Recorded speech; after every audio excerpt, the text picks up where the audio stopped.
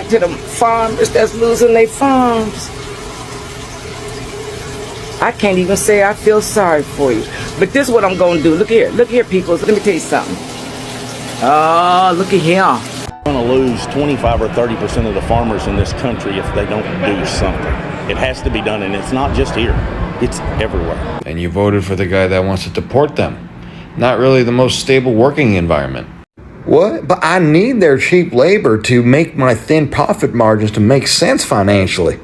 Well, you should have thought about that, because now you're going to have to hire Americans, and they're going to unionize and ask for higher wages and eat into those profit margins. Farmers in Arkansas are crying out to the feds for stimulus money like it's open mic night. And look, I get it, because times are hard everywhere. When you plant your crops, raise your cattle, take on the risks of farming, wasn't that a personal business decision? It really has to hurt.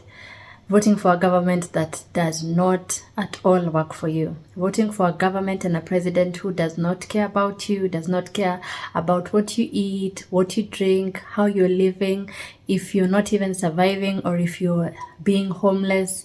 The person who you voted for does not care. And what is even sad is you voted for them because you thought that they were going to elevate you or continuously use the prejudice that every other white American president has been using against black people all these years. It has to really, really hurt. I think white people should take this as a good example to learn from politics.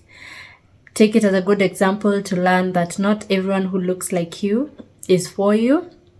And to learn that just because you're a particular color and you want to hurt another color that is not your skin color, you're voting someone in who will hurt them, and then they come out to hurt you. That is something called karma. And I think the biggest problem with white people is depending on their skin color to bail them out of situations that they knew what they were doing when they were getting themselves into it. You see, black people have continuously done everything right. I can't say 100% because obviously we are not perfect, but black people have had to live under rules and regulations and a government that is completely tailored to work against them. And they have survived. And that's why black people are now laughing when white people are suffering, because they warned you, they told you, but you didn't listen because you thought that the continuous prejudice will continue and the white president will continue to be on your side and hurt the black community. Well, I hope it hurts, and I hope you'll take it as a learning curve so that next time you think before you vote. So let's dive into these videos, and if you're watching me for the first time, kindly do consider subscribing. I'd like to also interact with you in the comments, so do tell me what you think about this particular topic. This is the first time in my life farming that I still have crop in my bins that I can't sell. Basically what we're getting out, a bushel of corn or a bushel of rice, would be like you making $5 an hour and trying to pay your bills at home. Mexico and China are the two biggest rice buyers for the United. They buy more rice off of us than anyone, and when they stop buying rice, we have nowhere to go with the rice. It won't be a trickle down effect. It will be like flushing a toilet if the ag industry collapses. Totally 100% dependent upon the Lord Jesus Christ. I surrender it to Him.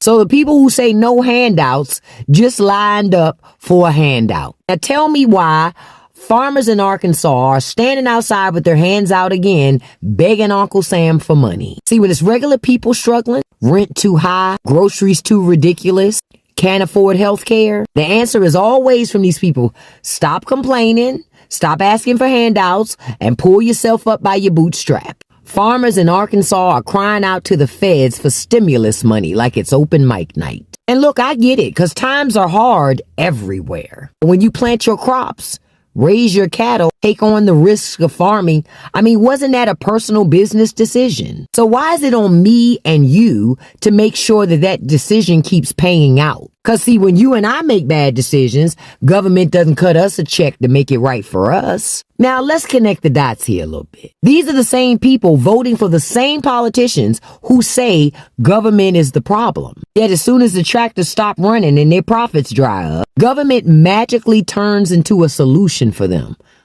Ain't that funny and ironic? The question is, do we owe farmers any help? Or do they need to practice what they preach? Figure it out. Tighten that belt.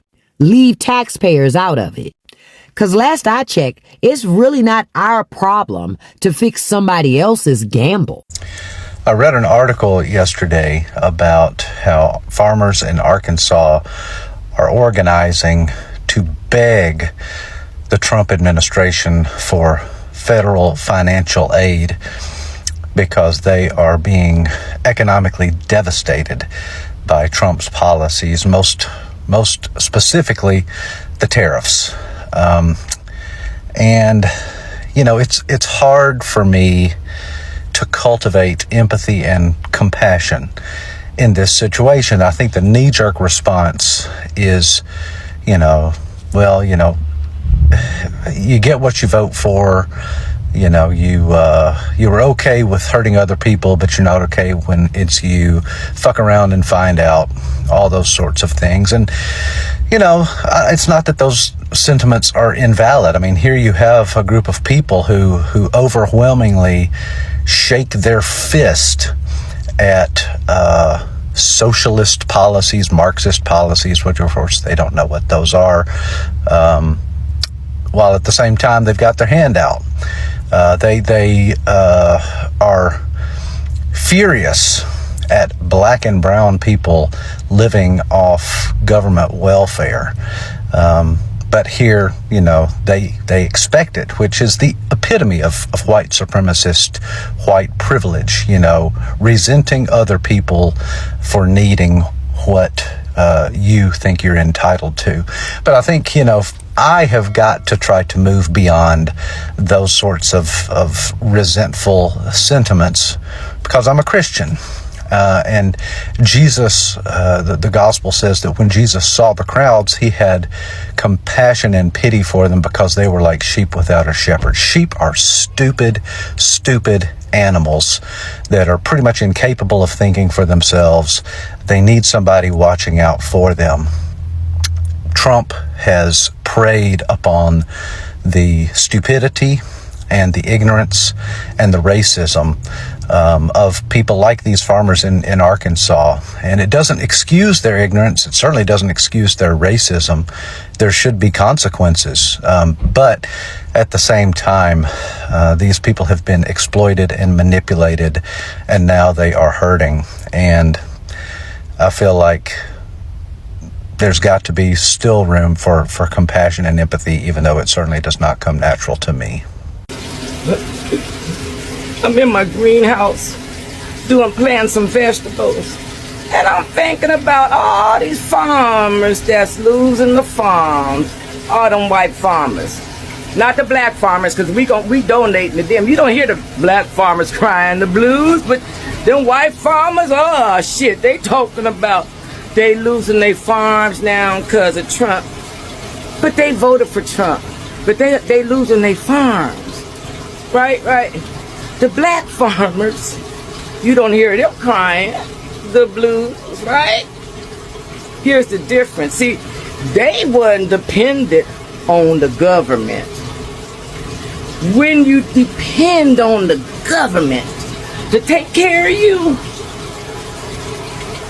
my daddy told me never depend on the government. Now see, if they cut my little Social Security check, I ain't gonna say little, but because I can use that piece of coin that I worked for. You understand? I worked 32 years for my monies, for my coins. So it's mine. But I didn't depend on the government in my retired life. You don't depend on the government. No. Anyway, back to the farmers that's losing their farms. I can't even say I feel sorry for you. But this is what I'm going to do. Look here, people. Let me tell you something. Oh, look at here. This is going to be some good eating right here. You understand what I'm saying? Look here. I just grow my own stuff. Look here. That's what I'm doing right there. Yeah. So, I ain't worried about them white farmers losing their farms. I ain't even feeling sorry because they voted for Trump. You get what you asked for. You ask for the tariffs, you got them. So it looks like Arkansas farmers are in the find out phase of the fuck around and find out part. We're going to lose 25 or 30% of the farmers in this country if they don't do something. It has to be done, and it's not just here. It's everywhere. Because farmers from all over the state of Arkansas came together to have a town hall meeting with some representatives from the government, explaining their struggles and what they might need to help them. And just as a friendly reminder, during the 2024 election, the state of Arkansas went 64.2% towards President Orange Man. But let's continue with the rest of this clip because it seems like one farmer might be having a realization as to what may be causing all of these issues. For Brown, there is something that rounds out all the issues that they are facing: the tariffs. I think the tariffs are the ice cream on the cake of a perfect storm. When you try to sell a product, okay, U.S. soybeans leaving New Orleans without the tariff to China are cheaper than Brazilian soybeans at the current market. But when you put the tariff on top of them, Brazilian beans are cheaper. Now, I'm actually glad he's making the correlation that it has something to do with the tariffs. But I've noticed a pattern when it comes to some of these people, when it comes to the tariffs, that they never make the connection or blame towards the person that actually caused these tariffs. And I'm gonna give him a major hint that it has to do with the person that won 64.2% of the vote in that state during the 2024 election. And this Arkansas farmer seems like he has a solution for this problem. So, how can this be fixed? In the short term, they have no choice but to mail us a check. I don't know a farmer that likes the check program. Nobody wants to take taxpayer dollars, but nobody wants to go broke. Yep, you heard that right. He's asking for a government handout, which is socialism, which he says he doesn't like them, but during these past years, there have been lots of subsidies and checks going out for farmers, including bailouts that happened during President Orange Man's first term. Because during his first term, financial aid to farmers was about $28 billion, costing more than Navy shipbuilding, the nuclear forces, NASA, and even children's health insurance. So yeah, you guys do love to receive bailouts and handouts. All the while, you guys tell other people who need financial aid, such as single mothers with kids who need food stamps, that they should pull themselves up by the bootstraps, but for some reason you guys don't like doing it yourselves. And this is just another episode in the saga of Fuck Around and Find Out. I don't even know what episode number we're on, but yeah. Peace, Ray. Look at this. This is my my little farm at my school. So I run an ag school. I know we ain't talked about this yet, but I run an agriculture school for kindergarten through 8th grade. It's my middle school right here. This is my campus, 11-acre campus. I got 820 acres of trails going that way. Here's my pollinator garden. That's our country store. We do it like Shark Tank. These those towers you just showed me about. Fruit trees. This is my greenhouse. Let me show you this inside here. So these are those towers you showed. And in this greenhouse, this is a grant right here. This starts end of September. We grow 400 head of lettuce on each one of these. These are seed trays. Every child on my campus has placed a seed in here. And then when it grows, I'll show you where we transplant it. Here's some seedlings that we do. We sell all of these. We got our own farmers markets for the students. We just planted those towers. So they look like that one you just showed me.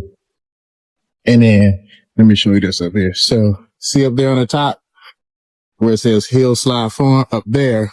That's our growing farm up there. So they take it from here and they take it all the way up there. I got bees behind that building up there, goats, chickens, etc. And then this is the front of the campus. So we do artwork as well. So see those murals. So when y'all come in town, man, I have to bring you by the campus too. So when I say farming, I ain't just talking it, brother. Like I live it personally, and then this is what I do during the day.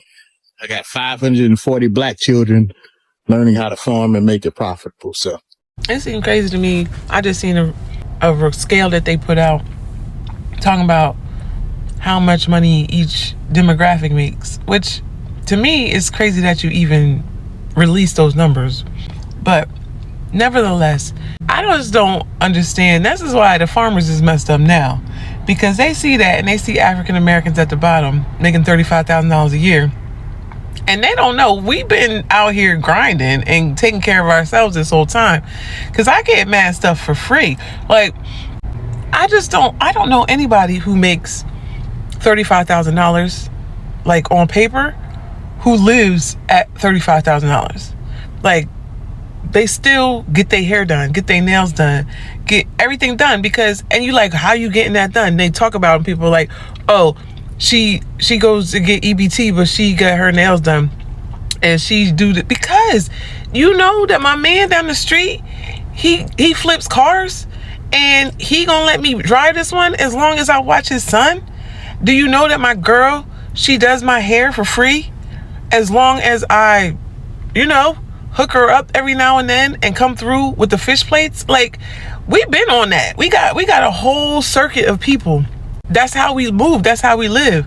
I wouldn't go by that. That's why these farmers is messed up, because they thought they was going to get the Latinos out of the country and then black people was going to take over. White people are now learning what it is like to survive in a government that is not working for you, government that does not care about you, because black people have continuously strived to make the best out of the situation, out of the hand that they were given and the hand that they were dealt with, because having to live with all these things that they have had to live with, including racism, not being paid back their reparations, also being discriminated upon. There are so many things that black people have had to endure, and they're still striving. Can you imagine? There are now black millionaires, black billionaires, black people are striving all around the world. And now even in farms, they're striving too. Things that white farmers thought that they were striving in, black people are striving more in than the white farmers. That is because they have had to learn the hard way what it is like to live in a government and under a government that does not work for you. And I think it's important for white people to also learn this, because next time you're not going to vote for a government that you think will hurt a particular set of group so that you can benefit from it.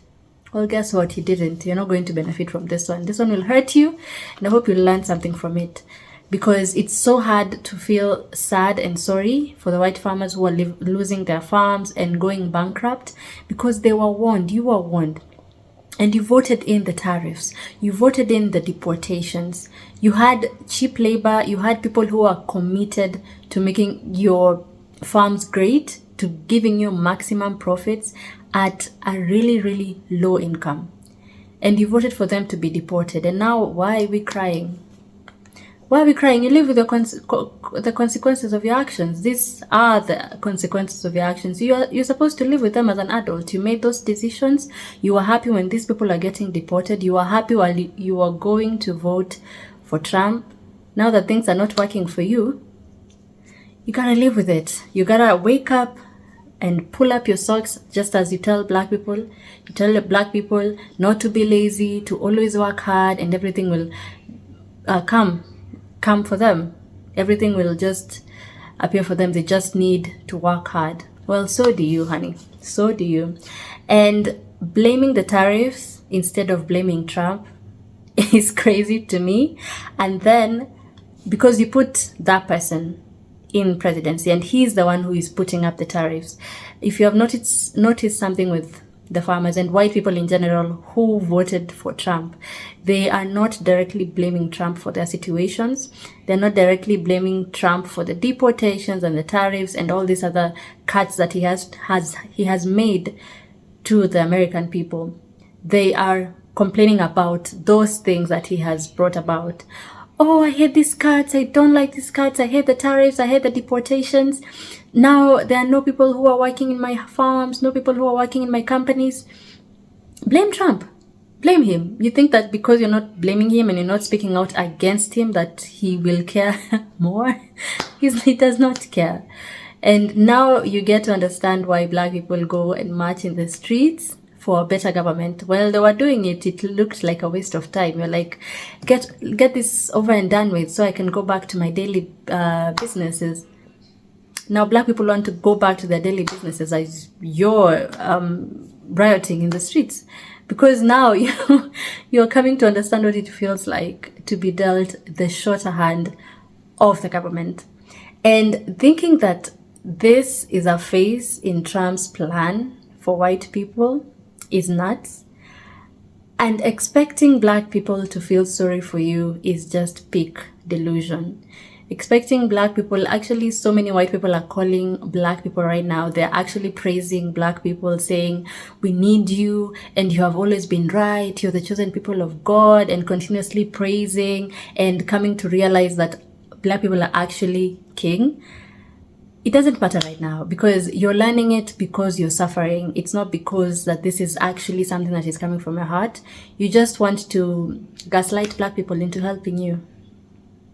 That, I think that's what's happening, because I saw a white man asking black men to rise up and help against the tariffs that are going on in fighting against Trump. Why should they? They have been fighting all this time and you are seated at home.